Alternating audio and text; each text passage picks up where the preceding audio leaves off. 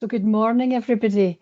My name's Cecilia McClure, and I'm the Community and Engagement Manager at the charity for Scotland and Northern Ireland. So, the Celts, if you will. Now, obviously, a lot of the time when I'm out talking to colleagues in Scotland and Northern Ireland, I'm always advocating for looking after your own well-being. And that can cover everything from your physical well-being to your mental health and well-being. Um, but this next session totally resonates with me because it's on the subject of dementia. So the next session is being delivered by Freya Barnett from Dementia UK, and it's all about dementia support in the workplace. Now, the reason it resonates with me in particular is that in the last couple of years, both my parents have been diagnosed with dementia. And let me tell you, it is a tough gig. I had no idea about the way that the behaviours would change.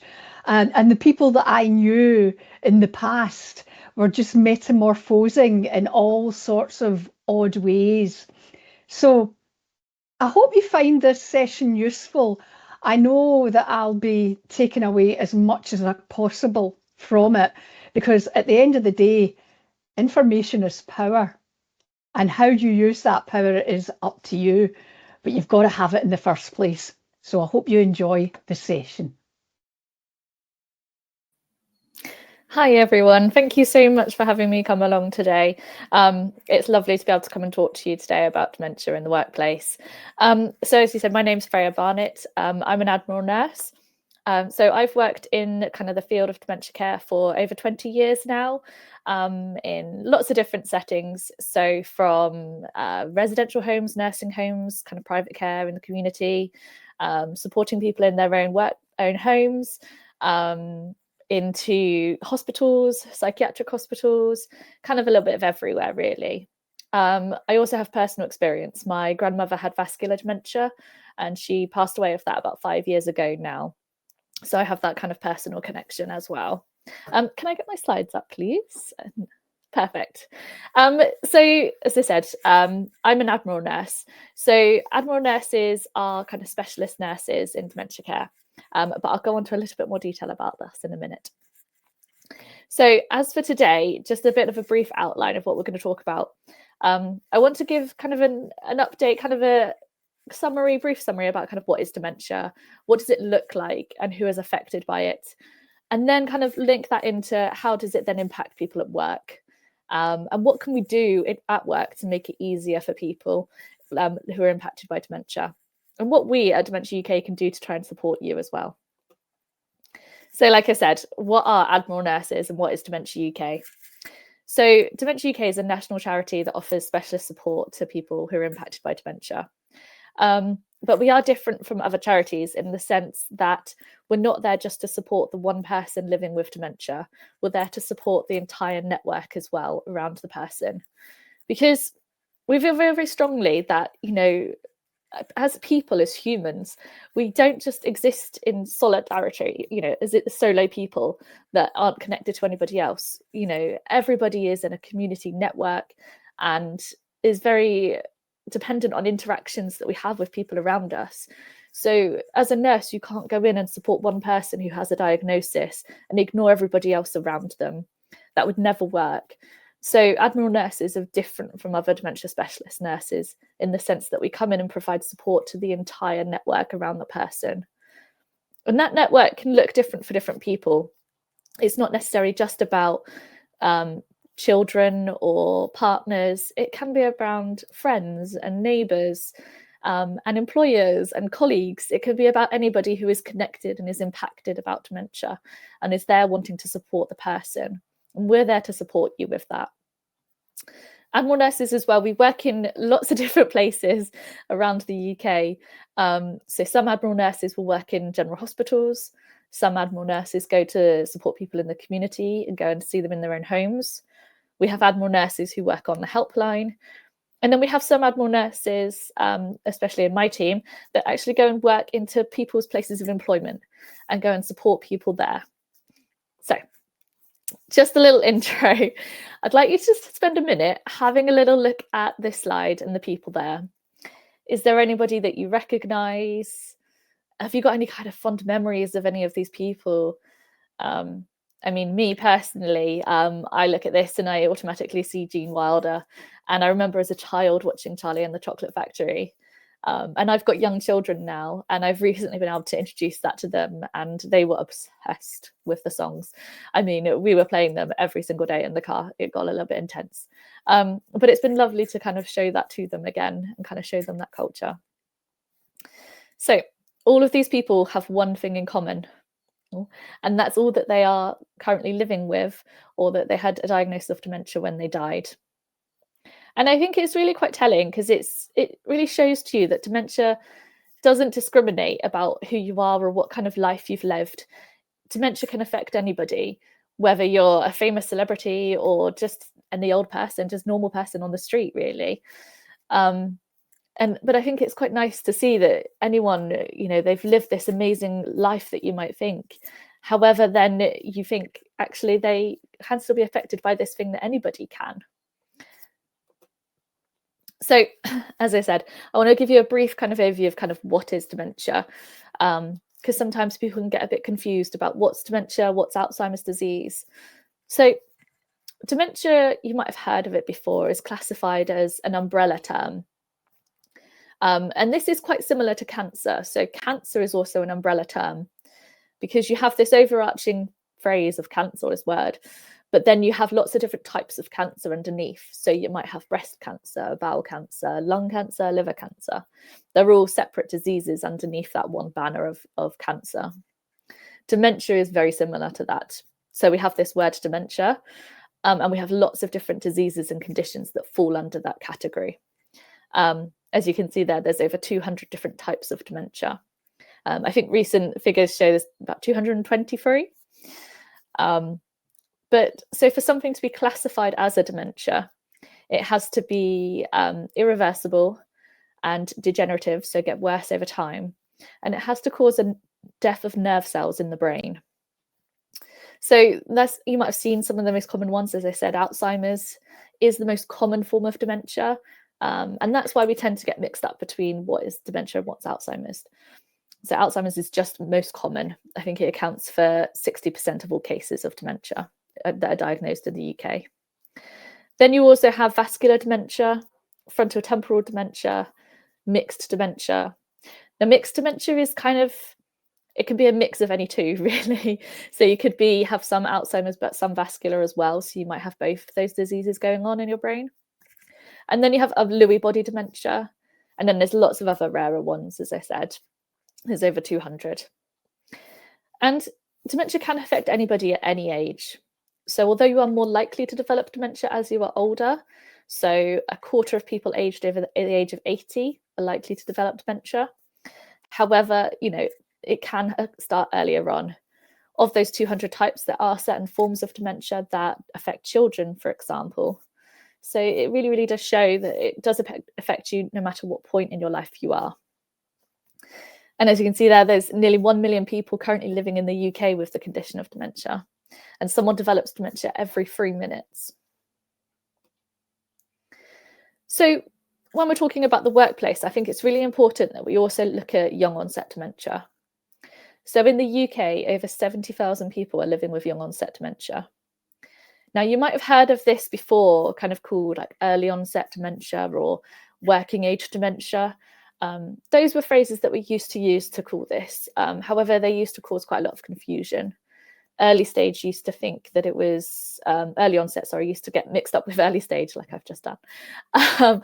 And working age dementia, what is working age? It's very vague. So it's now been classified as young onset dementia. And this is where the symptoms start before the age of 65. Someone doesn't need to get a diagnosis before the age of 65, but the symptoms start before the age of 65. And one reason we really like to focus on young onset dementia is that it comes with its own unique set of challenges. So one of the most common challenge and difficult challenge, I think, is actually getting a diagnosis. A lot of people under the age of 65 with young onset dementia, they might present and look different than what you would kind of stereotypically expect for someone with early stage of dementia. When you think about dementia, you might think people becoming confused or forgetful, forgetting people's names or forgetting appointments. With young onset dementia, doesn't tend to be what we see at the early stage. It tends to be more changes in personality, difficulty in social situations, maybe struggling with kind of understanding nuance and sense of humor, sarcasm particularly. They tend to really come in, and we might see people become quite withdrawn or become quite exuberant and maybe a little inappropriate at times. And because of this, when people go to the GP with these symptoms, actually the chances are the GP might just maybe think that it's possibly something to do with mental health. So maybe there's depression, anxiety, or it's to do with, if you're a woman, the menopause. And these are obviously at times very incorrect.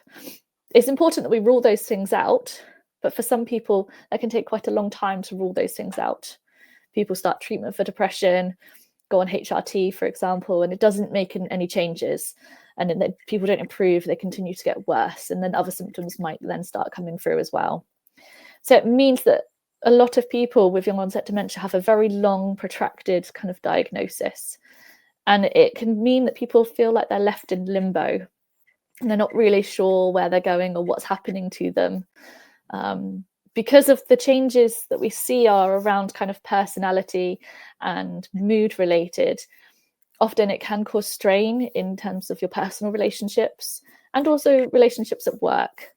So actually having that diagnosis earlier can give people reassurance that they're not suddenly becoming really rude on purpose, or maybe they're struggling in a social situation because of something. It's not because they don't want to go out anymore and see their friends. It's just that maybe they need adaptations as to where you go and meet to make it easier. As well as that, there's other problems and difficulties around kind of finances. Obviously, the majority of people aged under 65 are still in work. And then obviously, if people are having to step back from work or take reduced roles or have time away from work, it can have a massive impact in terms of people's finances. And also the financial pressure I think people feel on, if you've got a mortgage, you've got young children still in school, and suddenly someone's been, diagnosed with dementia, there's that panic of, oh God, what are we going to do? How are we going to make ends meet? So there's these added responsibilities and issues that really, really affect people with young onset dementia. And going on to children as well, because a lot of these people will have young school age children. I remember a few years ago, I was supporting a woman and she was 36 with dementia. And I was liaising with her about her care, liaising with her daughter around arranging living carers and support for her. And I remember I had to keep pinching myself and remind myself that the daughter, she was only 14. So it's kind of just that realization that she is still a child and she's having to go through all of this and provide all this support. So at Dementia UK, we've just launched a new service for children and young people who are impacted by dementia. And this doesn't necessarily mean people who have a diagnosis of dementia and are children. This is for people who are carers, for parents or grandparents. And we're hoping to build a national network where they can get peer support and reach out to each other and connect and share kind of some of the burden, but also still find a way to be children and connect with others in a similar situation to them. So hopefully that's going to really launch off and it'll be really beneficial to those people. So kind of going back to dementia as a whole, not necessarily just young onset dementia, kind of what does it look like? What are the symptoms of dementia? What do you have to notice in maybe colleagues or employees or people around you, family and friends? So often, as I said, people associate dementia with forgetting things, forgetting people's names, losing your keys, missing appointments, things like that, kind of poor concentration and attention. However, if those are the only symptoms, the chances are it could actually be something else. So there are other things that can cause those symptoms. So, for example, a lack of folate, or maybe your thyroid function isn't as good as it should be. You might have a level of anemia. You might have had some medication changes recently that have caused those kind of poor concentration and attention difficulties. So it's really, really important, if those are the only symptoms, that we really go and see the GP really quickly, because actually, and reassure people that it might not be dementia. It might actually be something that's really easily fixed. It might not be, and it might be that you've just caught it really, really early, and it might be something called mild cognitive impairment, which in some people can just stay static, but for some people it does later progress to dementia. But we really want to try and spot those things and maybe get them assessed, because, as I said, it might be a case of taking a vitamin supplement and then you're fine and it all goes away. But when we do start to worry about whether this is dementia, and we start to kind of get some more kind of red flags when we're assessing someone, is when we get other issues kind of reported to us, or we notice things around people's word finding. So the ability for people to get their words out in the right order and name things correctly. So for my grandmother, for example, she was having a memory assessment in hospital when I was there visiting. And the doctor showed her, or gave her, a fork and asked her, "What is this called?" And she said, "It's the thing you eat with that's not a knife or a spoon." I thought it was a very eloquent way of describing what a fork is without saying the name fork. Because for her, she couldn't remember that word anymore. That neuron in her brain, that pathway had died, it had gone. So she wasn't able to say that, but she knew what it was and what you would use it for. So she could use the words she had left to describe it. And a lot of people living with dementia will do that. Alternatively, some people might just use word replacement. So, for example, instead of saying, "Can you pass me the mug?" if they're pointing at a cup of tea or a cup of coffee or something, they might say, "Can you pass me the glass?" Even though it is clearly a mug or a glass, a cup, they might say something different, like a similar word, or a bottle instead of, I don't know, a flask, something like that. So they'll use similar words. So it can be quite difficult to notice. It might take a while of you thinking, "Oh, hang on, that was a bit of an odd word," and kind of making a mental note of it, and it might happen more and more. As well as that, people often might get lost in familiar places. Now, this happens because people, like all of us, will have a set route that would go, for example, to the local shop. And say you're walking down the street and you know that when you get to a funny looking tree, for example, you turn left. Or when you get to, I don't know, the bank, you turn right, and then you know that that's where you've got to go. However, there may be one day you go on that route and the tree's been blown down in a storm. Now, if you don't have any problems with your cognition, so there's no signs of dementia, you would be able to know, "Oh, the tree's obviously blown down." But you would know that I've still got to turn left here. However, someone living with dementia, they would really struggle when they get to that junction, that if their physical reference wasn't there, that would be very difficult for them to figure out and solve that problem on the fly. And that's when people might then get lost and go off in a different direction. And it's things like that that can lead, unfortunately, to people driving around the M25 lots of different times, like about 4 times, when they encounter normal roadworks at their normal junction to get off. And unfortunately, you do see it quite often. And it's kind of that ability to problem solve quite quickly that the brain then struggles with. You might also notice people struggling with kind of orientation. So that's particularly in the early stages, people struggling to know kind of the passage of time. So how long time is going on for. You might have known or have someone or that that's got dementia, and they might call you lots of different times throughout the day. You might get 20 calls from someone in a few hours asking, "What time are you back? What's going on?" And that's not always because they've forgotten that you're away at work.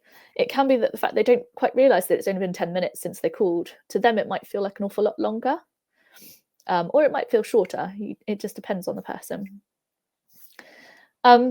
People also sometimes struggle with kind of making decisions. Some of the early decision making people struggle with is often around finances, and being able to manage your finances, because it's quite a complex thing, and it takes a lot of managing different organizations, and it takes a lot of brain power effectively.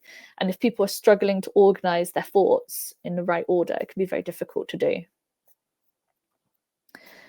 Now, as well as those kind of changes, we also see changes in people's sensory perception and the way that they kind of interpret the world around them.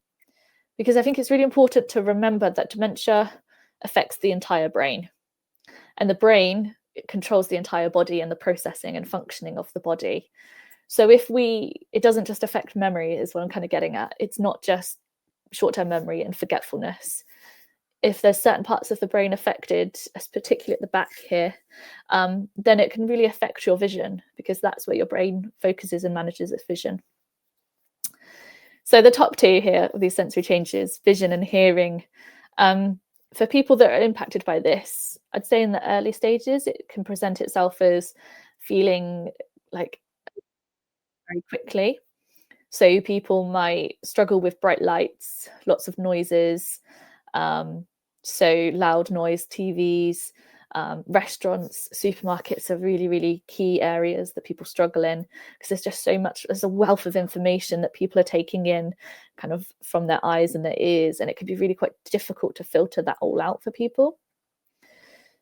However, for some people, not for everybody, as the progression of dementia goes, these can get more tricky, and they can lead to people seeing things or hearing things that aren't there. So having hallucinations. Now, some people, everybody takes hallucinations very differently. And I think it's very, very hard to predict how people will respond when they start hallucinating. Some people don't mind it or are able to switch off from it. Some people quite like it, which is a very bizarre thing, but some people really do. And then some people, unfortunately, do find it very distressing and quite scary. So I think, particularly as Admiral nurses, it's our job to come in and try and support with that. And particularly people who are finding it quite a difficult challenge and are quite stressed by it, it's for us to try and find ways to try and minimize that or help the person accept them. So, for example, I looked after a lady who used to see children in her house, and she used to be a primary school teacher. But she used to see emaciated children, so they were really, really skinny. And every time she'd sit down to eat, she would have these 4 emaciated children staring at her from the other side of her room, and she couldn't bring herself to eat. And she knew that they weren't real, but she just couldn't bring herself to put food in her mouth because they were so skinny, and she found it too distressing. So with working with her, we actually came to a solution that she would lay up the table and make small meals for each of the children. Now, she knew they obviously weren't there, they weren't real, they weren't going to eat the food. But for her, she knew that she'd done her part and supported the person and supported those children to have something if they wanted to do. And that allowed her, kind of freed her mind up so that she felt comfortable to be able to eat. And then actually, from doing this over a period of months, I feel sorry for her food shop bill, but they were only small portions, hopefully. But they did actually go away, and she stopped having these hallucinations altogether. She said one day the children went outside to play in the garden, and then they never came back, but they were happy and she was fine. And then that was it. And it never happened again. And she carried on with her life. And it just shows sometimes kind of thinking outside the box and kind of working different ways of hallucinations can really, really help. Now, another one of these sensory changes that can be really quite tricky to spot for some people is touch. So some people, when they have this, that when dementia affects their brain, it can really kind of almost cause like an allergic reaction to touch in a sense. So like the body overcompensates for the touch and the sensation that you have, and it kind of escalates it in the brain and causes your brain to think that that's pain rather than just gentle touch. It can't really notice the difference. So particularly when it's very overstimulated. So I used to look after a gentleman, and he used to find showers unbearably painful because of the sensation of water touching all of his body and just tapping everywhere, all over his whole body, and the amount of skin that was exposed. His brain just completely went into meltdown and completely thought that all of that was pain, and like he was being cut, like with hundreds of paper cuts all over his body, he described it as. So I think it's just being aware when you see people who may be struggling with shaving or wearing certain clothing, or maybe are shying away from wanting to be touched, it's likely that their brain might be doing that. And then position sense and balance. So this is one that's kind of around how you interpret the world around you. So kind of spatial perception and depth perception are really, really impacted here. You might have noticed people who suddenly won't walk on a rug in the middle of a room, especially if it's a dark rug. Or if you go for a walk somewhere and there's a pothole or a puddle, people won't walk in it and maybe seem quite scared of it. And that's often because for some people that might look like a big deep hole or just like a black pit, and they can't judge how deep that is, and whether they might be a danger to them. Now, their rational brain might be like, oh, that's silly, it's just a puddle. But their kind of fight or flight response kind of takes over and causes people to maybe act irrationally around it because they can't solve that problem. Likewise, doorways are a real issue. If there's a difference in floor surface in the doorway, so someone going from like a wooden floor to a laminate floor, for example, when you step into a kitchen, some people might really struggle to step over that threshold because the brain can't figure out if it's a step up, a step down, or if it's flat. So people might freeze, or in extreme cases, people might get down on all fours and crawl across there because their brain might just think that this is the only safe way to get past this obstacle. And I think with all these sensory changes, it really does show you kind of the breadth of dementia and how it can impact you, not necessarily just with memory, and how it can affect lots of different areas of your life. So how does that come into the workplace? So dementia can impact workplace in lots of different ways, from employees to customers to people who are caring while they're also in work. So we're going to go into that a little bit more and see what we can do and the struggles that people have. So I wanted to start with carers, because as you can see there, there's 3 million working carers nationwide, and 70% of them have felt isolated in the workplace. That's quite shocking. That's over 2 million people feeling isolated in the workplace as a result of their caring responsibility. That's a staggering amount of people. And as you can see there, 21% of them have had to reduce their working hours in order to cope. And I think it's really, really important as employers and employees that we're aware of our rights and what we can do to try and support ourselves, the people that we line manage, and also maybe our colleagues as well, to support them at work. Because it might be that you're not going for it now and your colleague is, but it might be that you are soon, or you might do in the future, or a friend of yours might be, or a sister or a brother or someone. So anything we can do to educate ourselves and to support people around us is really, really important. So I think the key thing to do, first off, is to identify who is a carer. You can't do anything else until you actually know who of your employees are actually carers. So lots of different kind of companies do it in different ways. Some places have carers passports, things like that, to be able to identify who is a carer. And that can be done in kind of supervision and things like that, or team meetings. And then I think in that carer's passport, or when someone is identified, making them aware of the support that is available from the organisation. So, like, for example, time off for dependents. A lot of people assume that dependents leave is just for when you've got young children who are off sick from school. It's not. Dependent leave can be used for caring responsibilities for an elderly relative, for example. So if you've got someone and they've got a hospital appointment or an appointment with the memory clinic, you can take time off to be able to go and support people for that. And I think it's also about discussing around flexible working. Flexible working is brilliant. And if done correctly, it can be really, really life-changing for carers and allow them to continue like they are valuable at work and they are being able to put in time and also be there for their loved one as well. And that can be done as well, looking at internal reviews, having these discussions, regular discussions to see what changes there are and having that open dialogue at work. We at Dementia UK as well, we do offer clinics at work clinics as well. So if someone is struggling, then they can book on a clinic appointment and come and talk to us as well, especially if someone's maybe got some quite difficult challenges, and there's lots of different issues and they haven't got an animal nurse in their area, you're welcome to book an appointment and come and talk to us as well, and we can try and support. Again, initiatives, carers networks and things like that are really, really great at supporting people and getting people together. I worked in an organisation recently and their carers network would often have a lunchtime walk. So people would go off and go for a little mooch at lunchtime and get a coffee and a sandwich, and they'd just have the opportunity to talk to someone who was going through something similar to them. And I think that's so beneficial for people to really understand that you're not the only one out there. And why is it important for carers to have these kind of things and have this support? Now, I will say, and maybe I'm slightly biased, but being a carer for someone living with dementia is the hardest job in the world. You are there 24/7. There is no break. And you know that things are only going to get worse. So there isn't necessarily the light at the end of the tunnel. People often refer it to looking after young children and the sleepless nights and the stress that you feel from that. However, with children, they're developing, they're learning new things all the time, and things are going to get easier.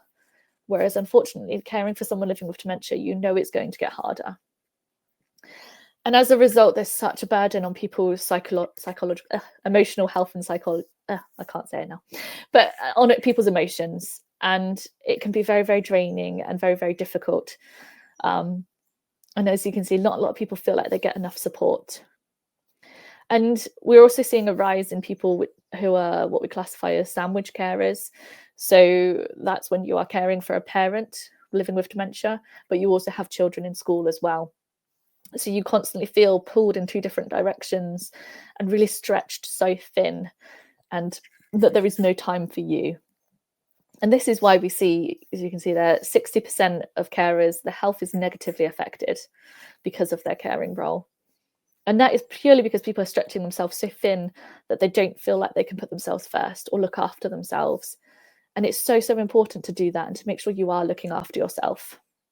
And I know that's really hard it's easier said than done, but it's really important to make sure you are setting time for yourself, whether that's a morning run, meeting friends once a week, whatever it is, it's really important that you do that. Now, before I go on anymore, I just wanted to show a little video explaining what it's like for some people who are actually going through this at work. So if we can get the video up. I was really lucky because I loved my job. I loved being with the students. I loved being able to be able to give. I enjoyed my job right up until the last day before I left. It was the little things, forgetting names. Why did I go upstairs? The concept of young onset dementia was alien to me. My initial diagnosis was one of mild cognitive impairment. And at the time I was a manager at the university. So I had 20 members of staff and I felt quite embarrassed. When I told my employer, was absolutely fine. My line manager, very, very supportive. A year later, I got the further diagnosis of Lewy body dementia, and that was different. When I told a representative of the organisation that I had Lewy body dementia, their very first comment was, right, we need to start the process for you leaving the organisation. I was the main carer and lasting power of attorney for my mum, Dawny. Dawny was diagnosed with young onset Alzheimer's disease at the age of 58. She sadly died in April this year.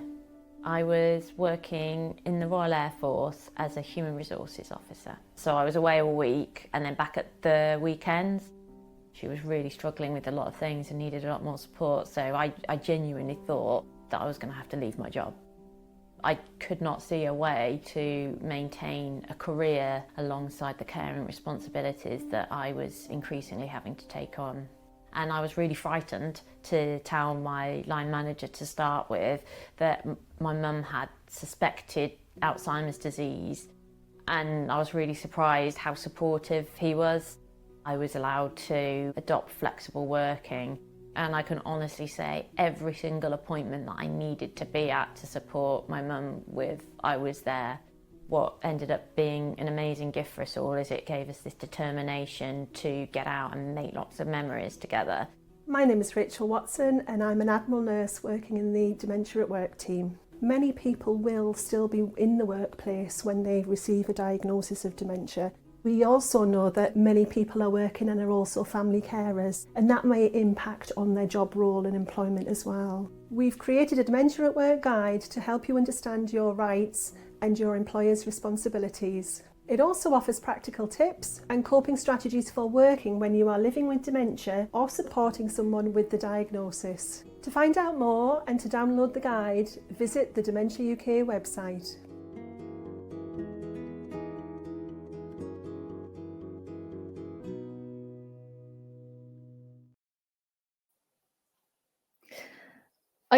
I find that video so powerful, and especially Phil at the beginning. I think it's so shocking, that his employer was really brilliant when it was mild cognitive impairment. And when he actually came to them and said, I actually now have a diagnosis of Lewy body dementia, that their first response was, we need to start the process of you retiring. And I think that's just, oh God, that must have been such a slap in the face. Sorry for my language. But must have been such a shock. As he said, I had so much more to give. I felt like I wasn't ready to stop. I had valuable input that I could still have. And I think it's, for a lot of people, I think it's really important to recognize that people's contribution at work and their experience over many years doesn't just disappear the moment someone gets a diagnosis. I had an interview recently with another lady living with dementia. If you ever go on our YouTube channel, her name is Gail, and there's lots of videos on there with her, and she's lovely. And she explained to me, there's so much time between diagnosis and the end stage of dementia. For a lot of people, the average is 8 years. And that's a lot of living to be had in that time. So to discount someone right at the very beginning when they've just had a diagnosis and write them off and kind of put someone out to pasture and not really recognize that there's still a lot people can do in that time is really quite shocking. And it's something we want to change and challenge at Dementia UK, and especially in Dementia at Work, because we are seeing more and more people being diagnosed with dementia earlier, an increase of young onset dementia. And it's about making sure that employers know what they can do and the rights of the person, because dementia is a disability. So people are entitled to levels of support in business. So what can we do? So people are allowed to have reasonable adjustments because, as I said, dementia is a disability. So there are things we can do to change and adapt the ways of working. Maybe using technology as well is a really great way to be able to help people remember appointments, having lots of reminders, things like that to help people be able to manage their kind of workload, really. Pairing buddy schemes are really great as well. And flexible working, because it might be that for someone coming into an office and being around lots of people, lots of noise might actually be quite overwhelming and might make them struggle to focus on what they're actually trying to do. So it might be around adopting flexible working to help people. But it's about working with that person and having the conversation with them to kind of sort out what's going to work for them, because everybody's experience and journey of dementia is different. So the way that you support one employee with dementia might be different to how you support another employee with dementia. So it's about finding what's right for them. And then also it's about also recognizing that depending on where you are, you might have customers or members of the public that come to you with dementia. And it's about also in your organization thinking about how we support them as well. So if you've got someone from the public coming into an office or a reception or wherever, it's about being able to support people there. So how do we do that? How do we look at the environment that you have and make it more accessible for people? It's about maybe looking at lighting, placement of signs, the colours of signs and backgrounds to make sure that that's quite clear and quite distinctive. Using pictures as well as words, really, really great for physical prompts, visual prompts for people. The sunflower lanyard scheme that came out around COVID was brilliant and is so useful. So recognizing that people with dementia also do use that lanyard as well, to be able to identify that they do have a hidden disability. And we also do have local dementia action alliances all across the UK, and they're a really great place for workplaces and employers to look at and to get involved with, to be able to kind of figure out what you can do for your community and to give back in your area. So kind of this is just kind of an overall kind of model of dementia in a workplace, because I think you can't do one thing in isolation and expect it to work. It's about bringing everything in together and everybody. So if you want to support your staff and customers and your colleagues and everybody involved in the people in your organisation, it's about making sure you have that awareness and support. So having information and links to where people can get help, having people like myself come and talk to you about dementia is really great.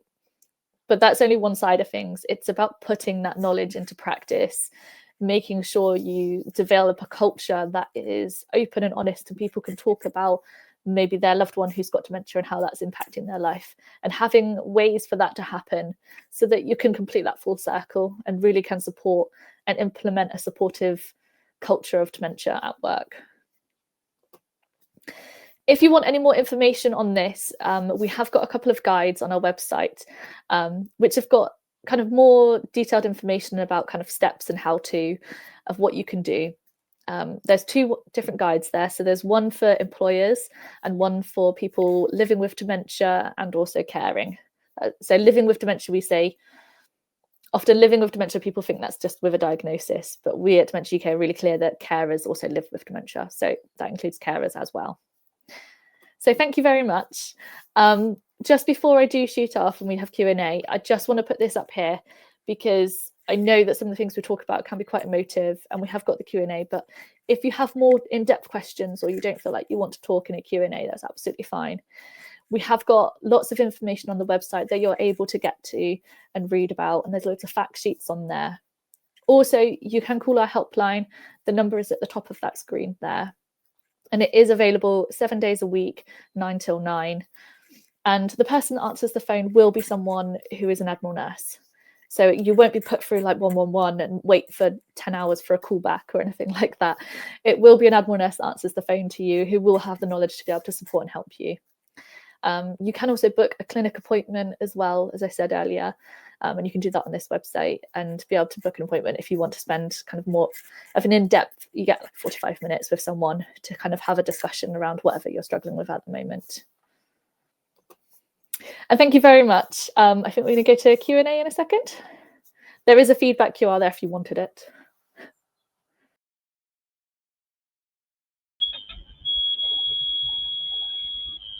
Freya, it's lovely to see you again. Thank you so Hi. much for coming along today.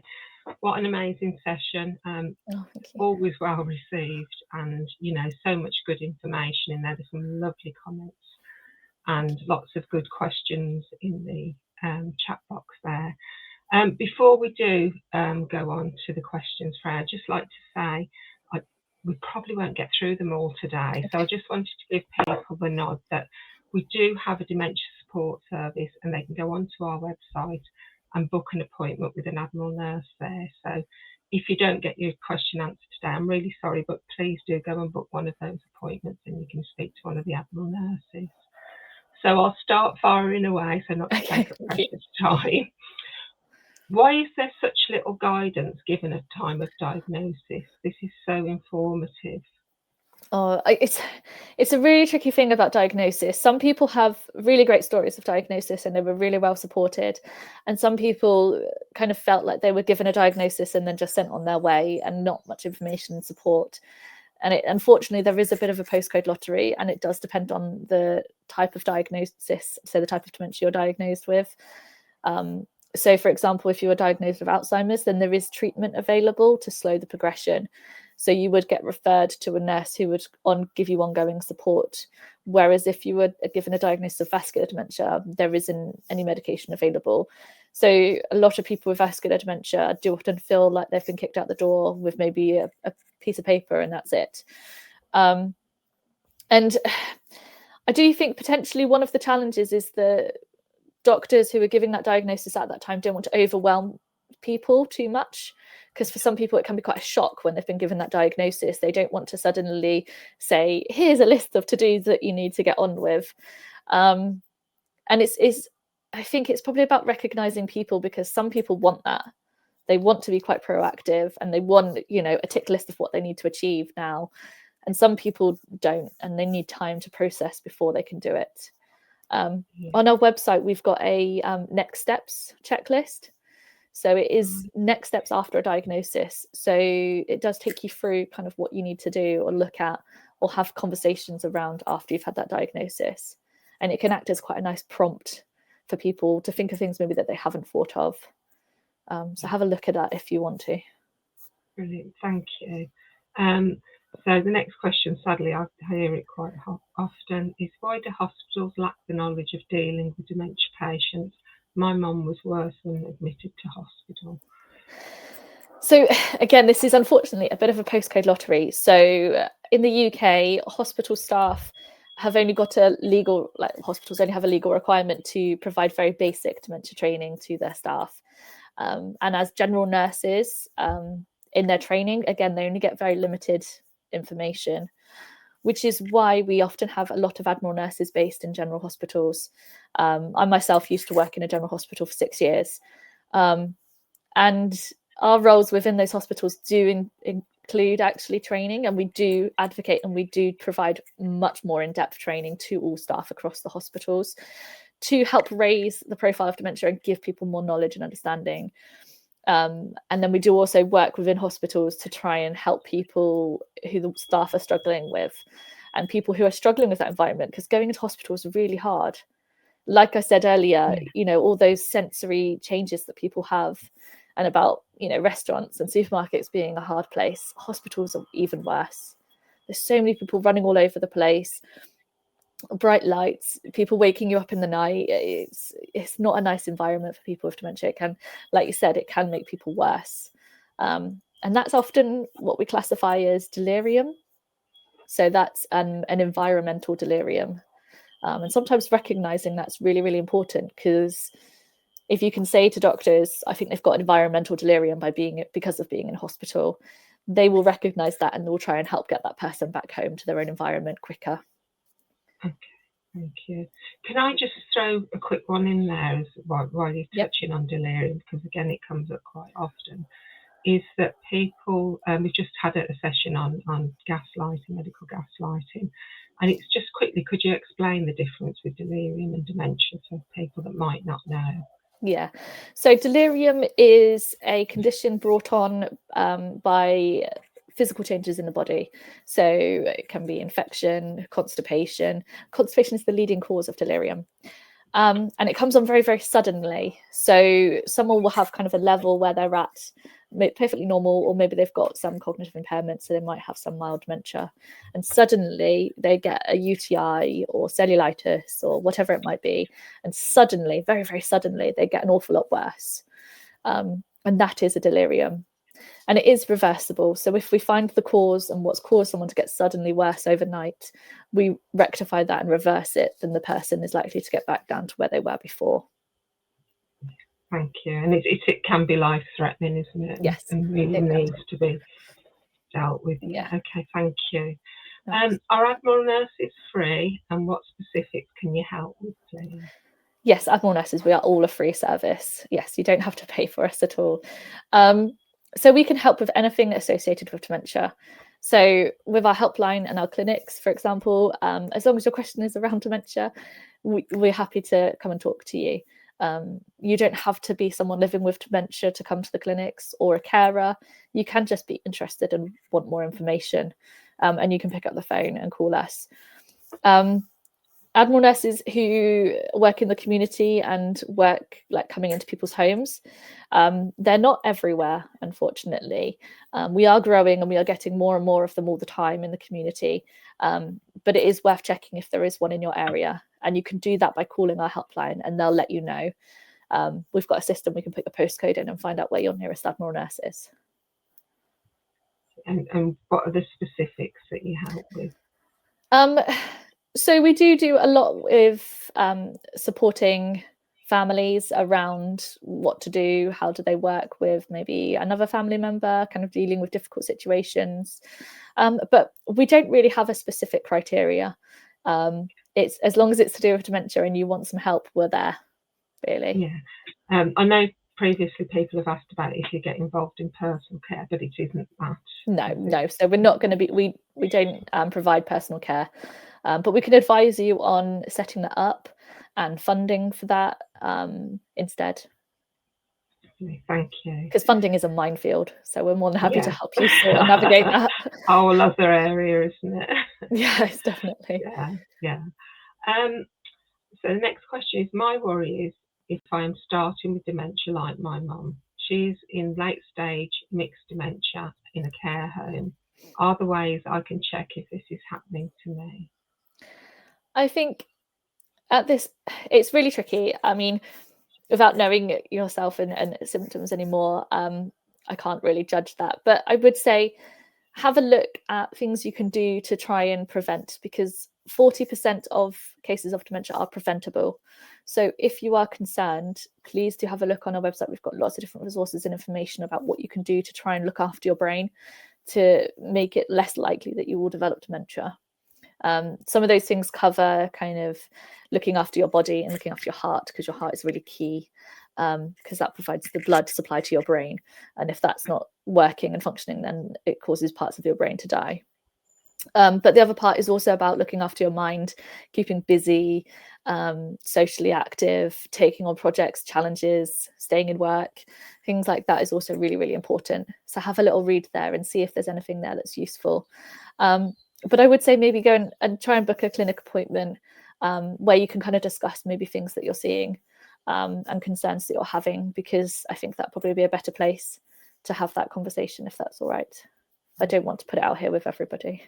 No. Is it right that it's more the younger onset dementia that could be hereditary rather than... Yes. Yeah. It does tend to be earlier onset dementia is more likely to be hereditary, yes. But again, not all early onset dementia is hereditary. If it is, you probably would know, a bit like you might have both grandparents or aunts, cousins, grandparents, parents, you'll see a lot of people in your family. There'll be a strong pattern. But you can go to your GP as well if you've got concerns about seeing patterns, and they can refer you for genetic screening and they can investigate that in more detail for you.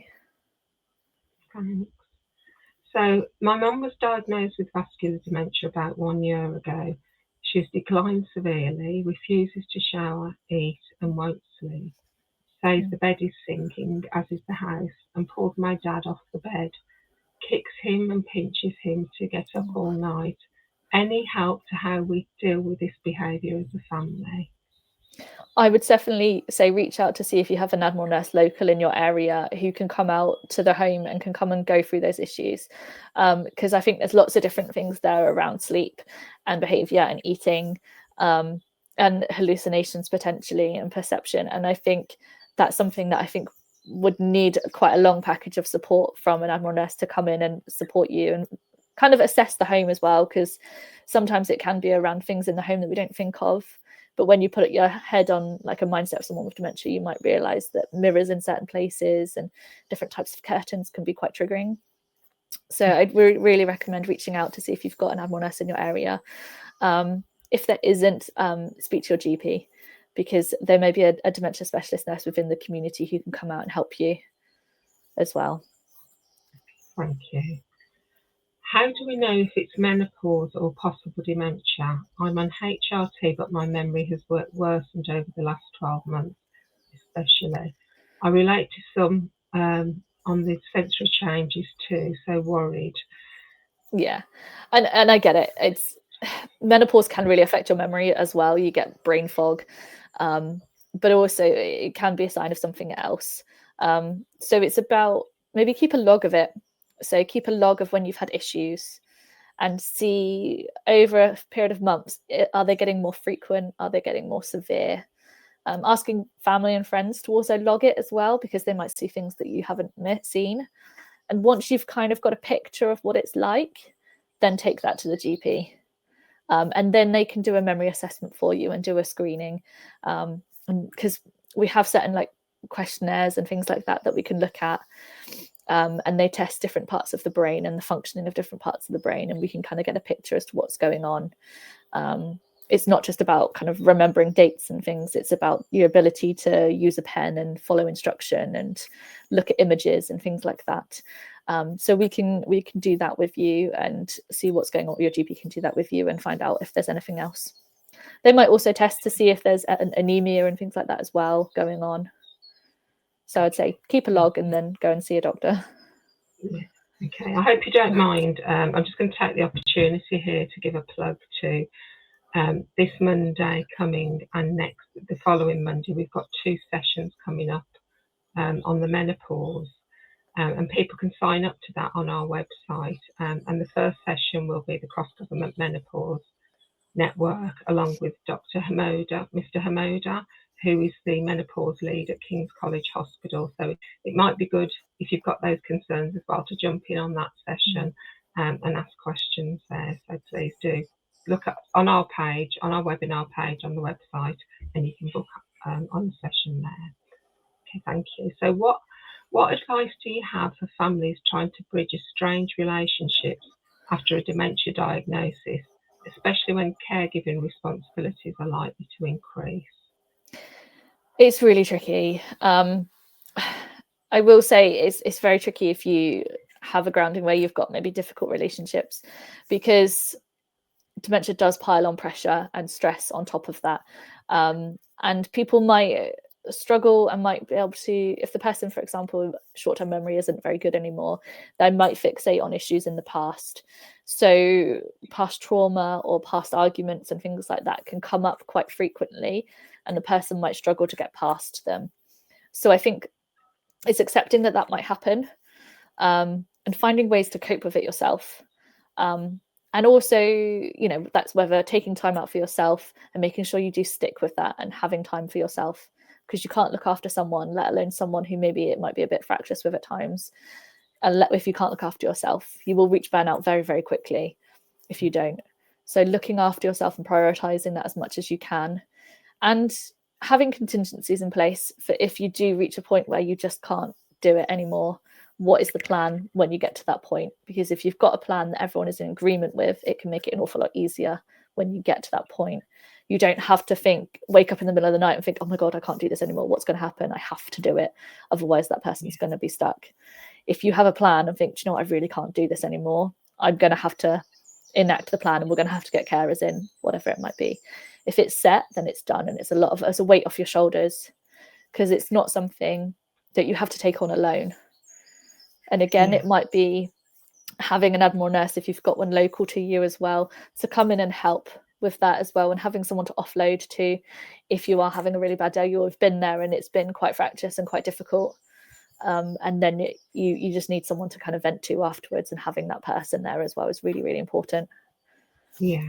But also having understanding that the person with dementia, as I said, they might not, if you had issues in the past and you have resolved them in recent years, it might be that they will have forgotten that those issues have been resolved. So try not to take it too personally. I know it's hard, but try not to let it affect you too much.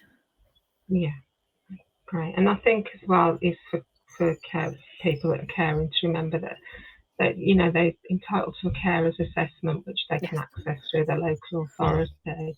And that's a way of looking at getting some support for people that are caring as well. Yeah. Okay. I would say anybody, it's really worth, I know everyone lives in a fear of social services when you're younger, I think, but actually if dementia's involved, having someone registered or logged with social services, if that's for a carer's assessment or whatever it is really, really important, because then you're already there, you got your foot in, they know of you and they can keep an eye on things. It's really, really important. Yeah, absolutely. Yeah. Okay, thank you. The pressure and guilt are just devastating when caring for a loved one with dementia. Any advice on how to help with this, please? It is. The pressure and that guilt is really hard, and it just, I don't know if you've heard of something called anticipatory grief, and this is something that really does affect people's psychology and emotions when they're going through this caring, and it's where you are grieving for someone while they're still alive. And it's a very slow, protracted, long period of grieving. And people are often going through this period of grief while they are caring for people, and seeing them every day. And it does take such a toll on you. And I think reaching out to other people, I think in work or wherever you are, to understand that you're not the only person going through this, it can take that pressure off. Having someone who's going through a shared experience is really, really valuable. And being able to meet with friends and offload and talk and look after yourself is really, really important. And I know there's the guilt of saying, oh God, I'm being selfish, I'm going and having my hair done or my nails done or whatever it is, booking myself a holiday when that person needs me. But it's about trying to set that aside and I know it's hard, but trying to ignore that and then focus on that you can't do that caring role if you can't look after yourself. So you have to try and switch off that guilt and take time for you. But if you embed it early and you start having this boundaried, protected time every week or every day, it is easier. And the more that you do it, it does become easier, because then you also see the benefit that when you come back to your caring responsibility, you're refreshed, you have more energy, your stress level is reduced, and you're capable. Someone I worked with recently, actually, she used to run every morning. So she was the main carer for her mother. And her way of coping was every morning she would give her mum breakfast and go out for a run before work. And it all worked really great for her. And that was her way of coping, even though she felt it made a bit of pressure with starting work on time, but it was really good for her. And she actually got involved in an injury and broke her leg, and she couldn't run. And because she lost that time of when she was able to go for a run every day, she said it took 3 weeks and she had a complete breakdown and had 6 months off work because she'd lost that way to cope and that coping strategy. Yeah. So without that offload and that outlet for her, she crumbled. So it's about recognizing that it's something you have to do. You have to look after yourself. Yeah. And if you don't do it, although there's the guilt, if you don't do it, it's going to be worse if you don't. Yeah. Yeah, self-care is so, so important. And just, to give a shout out to all the carers networks in the various departments across the civil service, because, they're a great source of support for people working in the civil service. So what's the average life expectancy for someone who's in the late stage of dementia, even if they're not considered too elderly? I'm so scared of losing my mum, but it's getting so bad. So the average from diagnosis to end of life is 8 to 10 years, but that is average, and it really does vary on person to person. Some people live far longer. Some people, it's much, much faster. My grandmother lived for 15 years after her diagnosis, but I will say the last, I think it was probably 3 years, she was in bed and didn't talk. And wasn't able to kind of verbally communicate. It was a very, very slow process of fading away effectively. And for some people it can be like that. But some people it can be quite rapid and quite shocking. It's really hard to predict. There are certain things you can look for. I will say if people are struggling to swallow, that is a sign that things are going to deteriorate quite quickly from now on. Nurses and everyone are very, very good at getting speech and language involved to make sure that food is the right consistency and drinks are the right consistency to make sure that it's easier for people to swallow. But that's a sign that the body, like the brain, is shutting down to an extent that actual physical functions of the body are fading and are deteriorating. And it is often the swallow that does go and causes a lot of problems for people with dementia. And it might be that people are swallowing correctly. So food and drink and debris are going into the lungs, and then people can get pneumonia as a result of that. Or it might be that over a period of time, people were just very, very sleepy and they don't understand how their body can't swallow anymore because it just doesn't work anymore. The brain can't control it anymore. But at that point, I will say a lot of people are very, very relaxed, very sleepy, very, very peaceful. On the whole, over my years, the vast majority of people who have died of dementia has been very peaceful, very slow, but not slow in a drawn out way, as in often people are in bed surrounded by blankets, loved ones, teddies, comfort, listening to music, or having kind of those sensory lights on and things like that. and it can be quite a comforting space and quite relaxing. Aromatherapy, things like that are really good. So it's when things kind of get to that stage, we know that there's not very much long left. But some cases, like my granddad went on for 3 years, and she kept eating enough to keep her body functioning. So it's hard to tell, but definitely, if you're noticing problems with swallow, it's getting closer. But be really, as I said, it's on the whole, it's not a traumatic event. No. And there is information again on your website, isn't there, about end of life? There is, yes. And also when to recognise it as well. So there's a like spot the signs kind of thing on there as well. Yeah. Freya, I think we're going to have to draw it to a close, but just to let you know, there's lots of messages and thank yous and appreciation for this session. So a really, really important session. Thank you so much for coming along. Just to say to people out there listening, it's a heavy subject, so please do go and have a break and speak to somebody if you've been affected by this. Reach out for support. We're here for you. Please do pick up the phone to the Admiral nurses if you need support too. You can say do it via our website, and they'll be happy to help you. So thanks very much, Freya, and thank you to everybody attending today. Thank you very much.